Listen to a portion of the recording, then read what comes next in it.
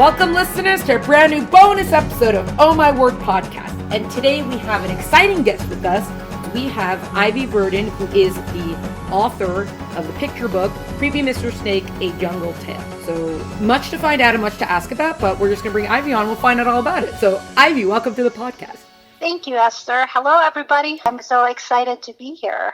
Yay! We're very excited to have you. Let us get into it with, why did you decide to write a picture book? Like, where did this even come from? It started out as an idea, actually, because there's a social issue that I really wanted to address, and I felt like it's not represented in any of the education materials for early childhood development type of education. And so my book is really about child abuse, particularly child sexual abuse prevention. Wow. And what I've noticed was that there's just not a lot of materials out there to help parents, educators, guardians, social workers to really talk to kids about awareness in a manner that is age appropriate, in a manner that's not threatening, and is also engaging and memorable. So then as I started writing the story, I realized that I really wanted this to be a picture book because I want the parents to have the ability to kind of go through the story that is authentic to them by looking at the pictures and narrating the story. So in a way, it's almost like their opportunity to broach the issue and talk about this very sensitive but important topic that their children can relate to. And I think that pictures really helps with that. So that's why I decided to write the story in a picture book format. That's just, I think I need to sit on that for a moment. When you say that you didn't see so many books about this, which I really don't think there are, is that because, were you an educator at the time, or some children of your own, or were you watching someone else's kids and reading books to them? Were you specifically looking for it, or So I'm not an educator, but I am a parent. So I'm also very concerned about this topic. I feel child abuse, in particular child sex abuse, is like an epidemic that plagues everyone. It plagues not just communities, but it transcends religion, it transcends socioeconomic status, education, gender. And I felt like many of people I know had experienced it at one form or another. I mean, obviously it varies in the severity, but I felt like, this issue can be avoided if parents have the opportunity to talk to their kids about awareness, about okay, when you're feeling uncomfortable, what do you do? So then that really, as a parent, that's one of my main concerns. I have a daughter and I want her to be protected. And then I realized, as I was looking at different books available out there, what I've noticed was that the ones that are available are very straightforward, direct to the point, and it's almost kind of scary.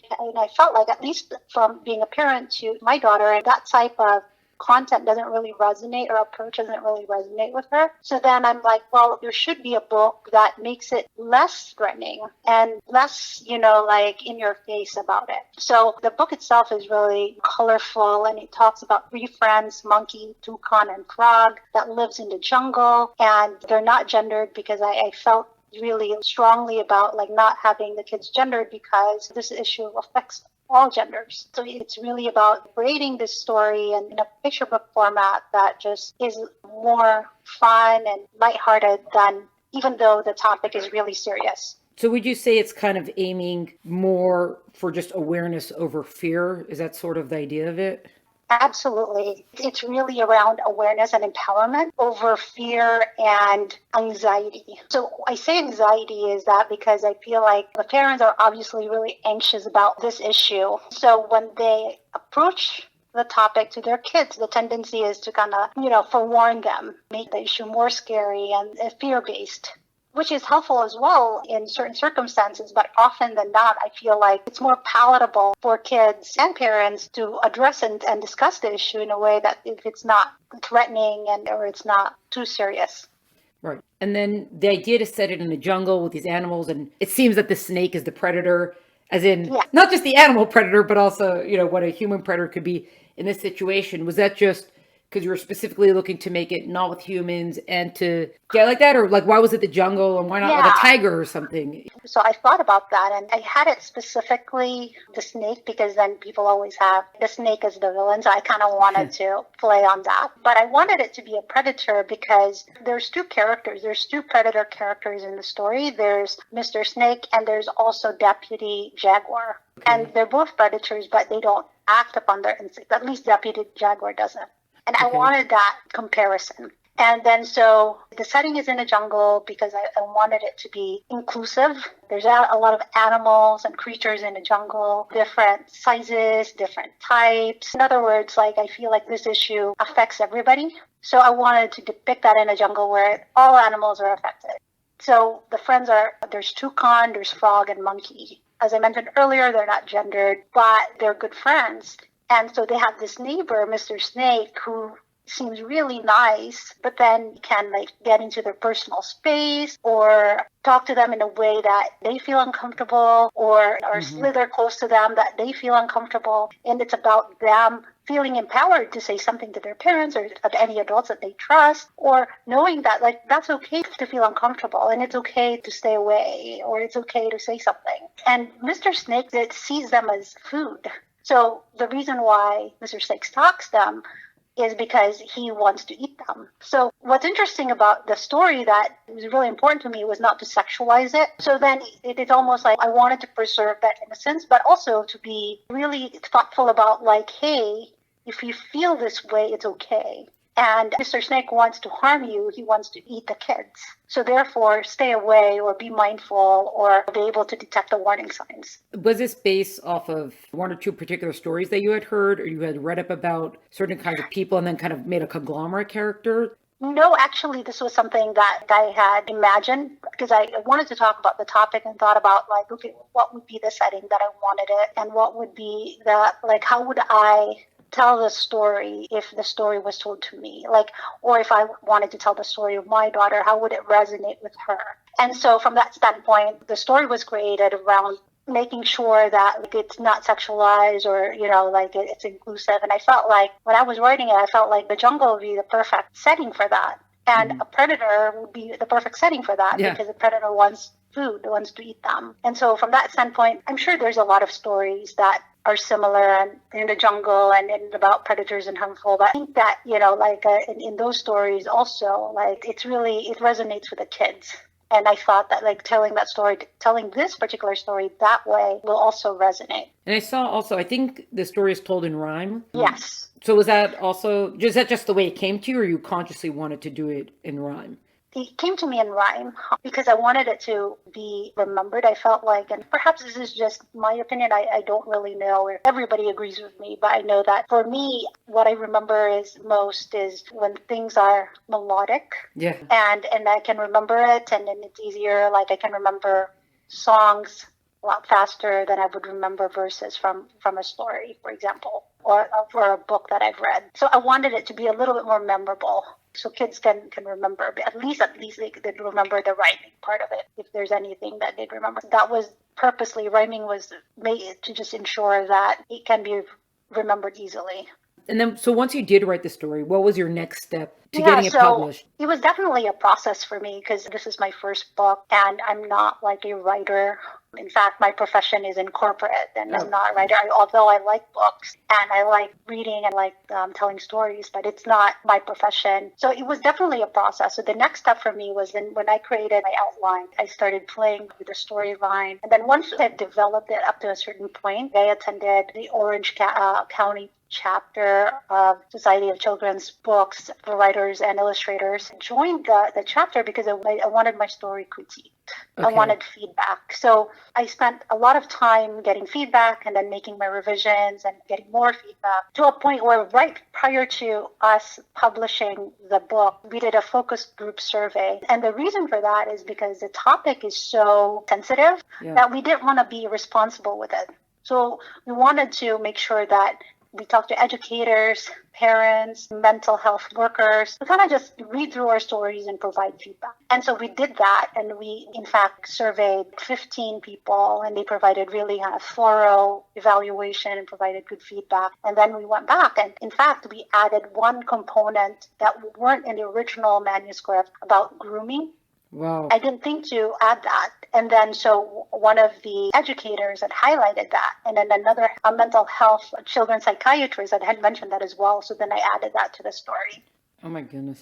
I know why we're talking about this, but I almost can't believe that we're talking about this. It's wow. It's so heavy. So after you had your focus groups, were you a little bit surprised by the process that once you started writing, how much going back to it? Had you expected any of that? Or was that kind of like, oh, wow, this is taking much longer than I envisioned that this sort of stuff takes? Yeah, well, I somewhat expected it in the beginning that there was going to be iterations, that there was going to be some rewrite as feedbacks come in, but I didn't expect how long it took. But my collaborators and I were very, very serious about ensuring that we have the right message and present it in the most responsible way we can. And to a point where I'm like, okay, I really need to add a new section and I may need to rewrite some of the words that I'm using because it's too threatening. So one word was brushing versus rubbing, like the snake rubbing up against the kids, and rubbing can be threatening. And I had to kind of change a certain word. It was one of those things that I didn't think about. Mm-hmm. But I received the feedback and I acknowledged that, like, yeah, you're right. Like to the person that provided the feedback that, yeah, this is something that was an oversight. And so we were so happy that we got so many people interested in the story and provided some really meaningful and thoughtful feedback and comments. Yeah, well. So once you did get the feedback and the comments, you did all your rewrites. So what happens now? Did you have an illustrator at this point, or? Yeah. Initially, what I did was I had like my original story. So I developed my original story and I had a manuscript for that. And then I worked with an illustrator from Norway, actually. I connected with him because my brother works with him and they're all in printing industry and publishing industry in Norway. Oh. And so I connected with him.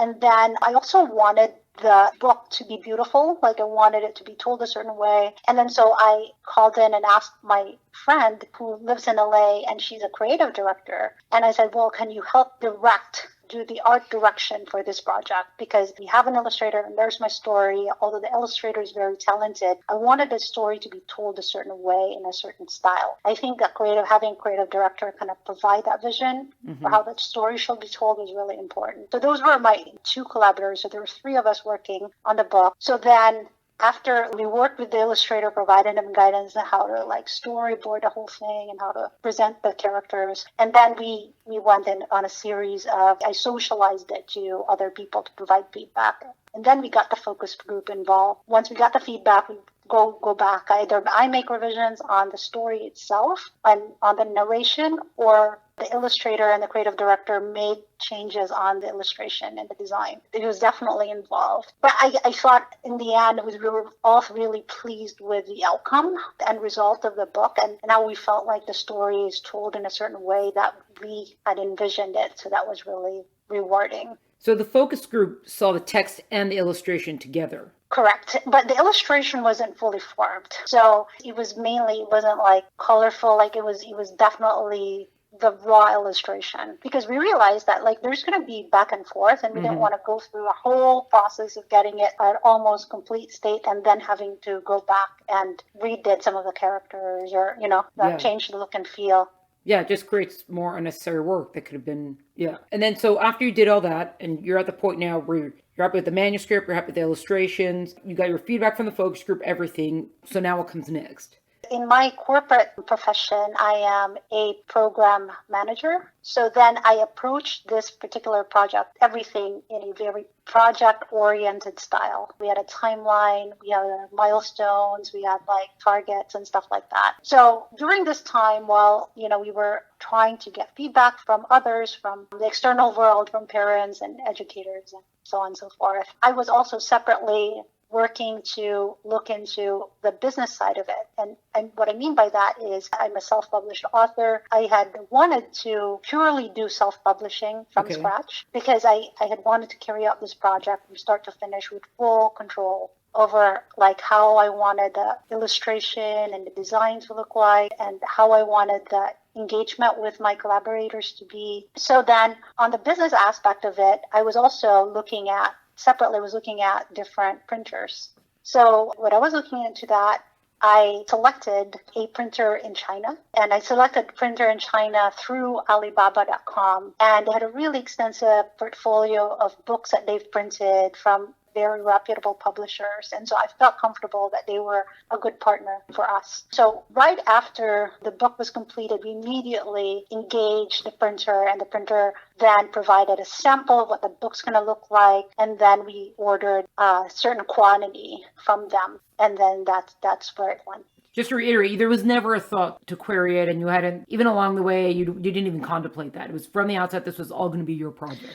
On my earlier manuscript, I did send it out to agents to see if I could go the traditional publisher route. I sent it out to 70, actually. And unfortunately, a lot of them was like, the story might be too heavy for us. This is outside of our style and stuff like that. Also, too, like one agent had mentioned that, like, hey, just so you know that when you go to the traditional route, your vision and how the story will be told, you will not have any control over that. And so then after that feedback, I'm realizing that, okay, but perhaps, the traditional publisher route is not for me. First, because I didn't get a lot of excitement from the agents that I've queried. But in addition, I'm also realizing that when a story is handed over to a traditional publisher, that I will have no creative control beyond that. And I had a really clear vision about like how I want to tell the story, because it's such a very sensitive and important subject. Yeah. So now that you have the books, have you put together a marketing plan for yourself, or just attend conferences? Yeah. How do you get out there?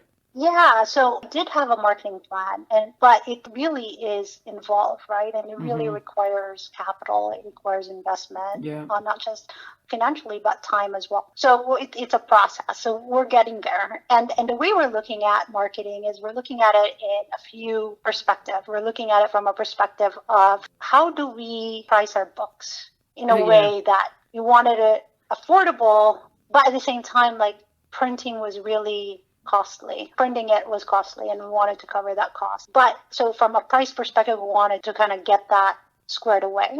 And we also looked into place where we're going to actually distribute, what a distribution channel. And what we realized was that, like, okay, well, we purchased 500 quantities, and we've only sold 300 right now. So I have 200 remaining. And so then we can either look at, from a distribution standpoint, we're looking at this particular strategy. The first strategy is that we want to be able to sell it on our website, so that first to kind of like finish the remaining 200 quantity. And then from that, transition over to print on demand through either Ingram Sparks or through Amazon Direct.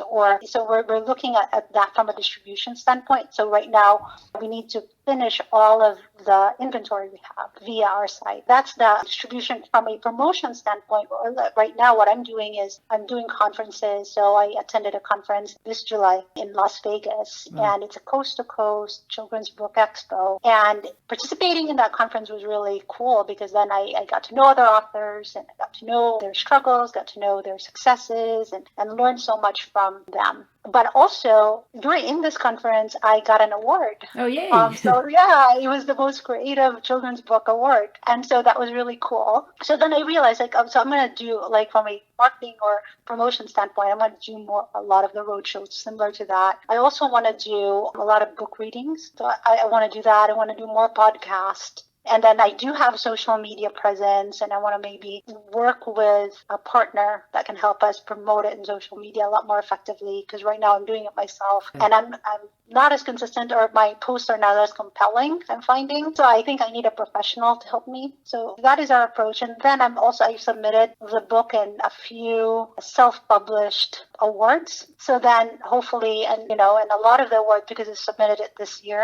I think the selection process won't be until like beginning of next year. I'll have to wait. At least the ones that I sent it out to. That's really it. And one friend of mine works as a UN business advisor. And so he connected me to a senator here in Orange County who runs a nonprofit organization around child abuse prevention and support. And so hopefully I want to do some collaborations with nonprofit organizations that are already doing the work to, address the issue of child sex abuse through prevention, but also through healing. And then what happens after the trauma, and working with children that had experienced trauma like that. So those are just, from a promotion standpoint, it's kind of, I know it's a lot, but I figured if you just get it started and get a plan going and carry it out one by one, it would be helpful. Those are just the things that I can remember that I'm doing, but there's so much work to be done, to be honest. And so I learned so much, I felt like, it really, for all of the self-published authors out there, I'm sure you guys can relate, it's definitely the barrier to entry is very hard for self-published authors. But I do think, though, that more and more people are more open to self-published authors. And so more things are opening up for us in terms of opportunities. Yeah. For example, the opportunity to speak at this conference in October 2nd, and also to this opportunity to speak to you. So I'm very grateful for it, and it's definitely opening up. But compared to traditional published authors, there's still a lot to, there's more improvements, I feel like, in terms of access and opportunity. Would you say overall that it seems like that you're happy that you went with the self-publishing? Would you say you're happy with this? Yes, I'm definitely happy with it. I'm happy with it because I felt like the book, the final product that I have, is exactly what I had envisioned it. And I felt happy because I felt really connected to the book that me and my collaborators developed. And I'm also really happy because even though I'm self-published, in terms of cost, it wasn't that much. It was affordable. Beyond, we spent thousands of hours on the book and creating and developing it. But from a financial standpoint, it wasn't at all like what I had imagined it to be this super expensive thing, which isn't the case at all, at least from my experience. In general, are you getting good feedback about the book, or have you been getting feedback? Yes, I have. And a lot of the people that either bought the book through the website, and a lot of them are friends of friends, so a lot of it's word of mouth, to be honest. And so they provided feedback, so I've collected their feedback and we'll collate all of them and put them in a nice looking type of graphic and then put it on our website. But the challenge with me is that because I'm not in Amazon right now, although I'm thinking I'm going to be very soon once we finished all of our inventory, we don't really get that immediate reveal that you would when you purchase on Amazon or other e-commerce platforms, that you can immediately do a review and then you can see. So from that standpoint, the feedback that I've been getting have been really good. It's just that it's not what you would see in Amazon because we're not in Amazon. Although I did get feedback for my ebook, that our ebook is in Amazon. Oh. And I got one feedback, and it was really good. So I'm very grateful for that review. That's great. Do you have plans to write any other books? Are you thinking now of what else you could be writing, or are you just focusing on this one right now? Yeah, so I'm actually planning to write another book, and my focus areas are, I like to write stories about social issues, representing them in a way that is palatable and age appropriate and memorable for kids. So the other two that I'm starting to put together is really around climate change and what that means and what they can do, what contribution they can do to prevent climate change. And then the second piece is really about mental health. It's about addressing what happens when you're sad, what happens when, you're scared, or what happens when, stuff like that. And so those are the two topics that I'm working on today. Just to ask, are you going to be returning to the jungle for it, or you think you might be trying new settings?